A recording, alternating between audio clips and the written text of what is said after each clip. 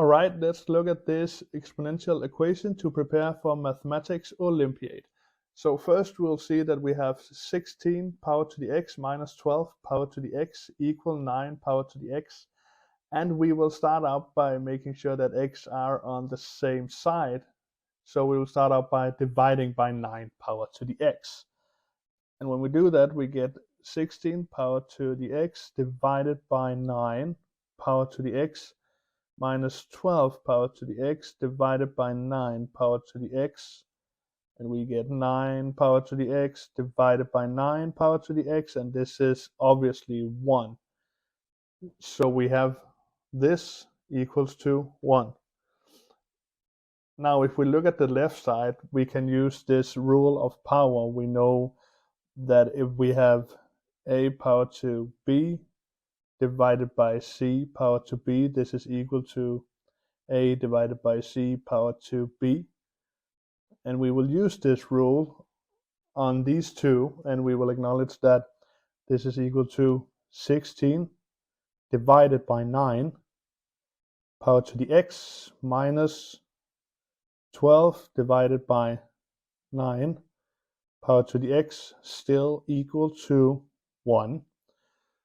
Alright, and when I look at these fractions, I can rewrite these fractions, and I can acknowledge that 16, that is the same as 4 squared, and 9 is the same as 3 squared. Still powered to the x minus, and this fraction right here, we can rewrite that as 4 over 3 powered to the x, still equal to 1. When we've done this, I can use a new rule of power, and I can see that this firstly can be written as 4 divided by 3 power to 2 power to x, still minus 4 over 3 power to the x equal to 1. Alright, and when I've done this, I can continue, and I can use a new power rule which says that if I have a power to the b power to the c, well, that's equal to a power to the c power to the b. So I can rewrite this as 4 over 3 power to the x squared minus 4 divided by 3 power to the x and equal to 1. Now, we can look at this, and then I can choose that we have a y which is equal to 4 divided by 3 power to the x, and this gives us an equation which we can write y squared minus y equal to 1. Or, well, we can rewrite this again, so y squared minus y minus 1 equal to 0. So now we have an equation we know how to solve, and we know we need to find the roots of this equation. So to find that, we will start out by calculating the discriminant, and that's firstly b squared, which is minus 1 squared minus 4 times a, which is 1, times c, which is minus 1, and if we calculate this, we will get 5.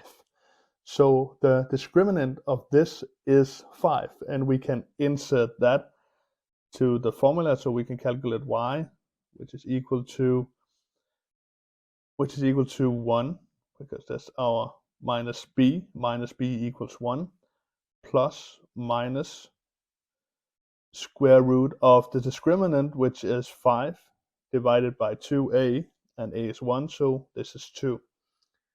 And now when we look at this, we have two solutions here, and if we look at this, we need to acknowledge that this must be positive. No matter what x is, y is positive, so this can only be the positive solution, and so this needs to be 1 plus square root of 5. So y equals 1 plus square root of 5 divided by 2. Now we also know, and I need to scroll a bit down to continue here, we also know that y equals to, again, 4 over 3 power to the x.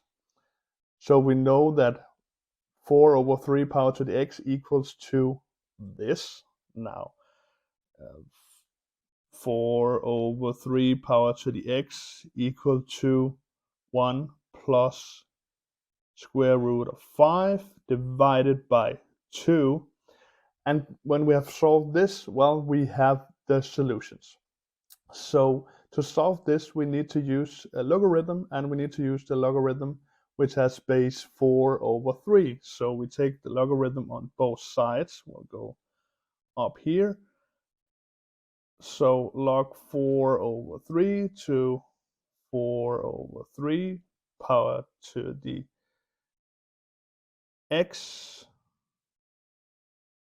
which is equal to log 4 over 3 to this fraction, 1 plus square root 5 divided by 2.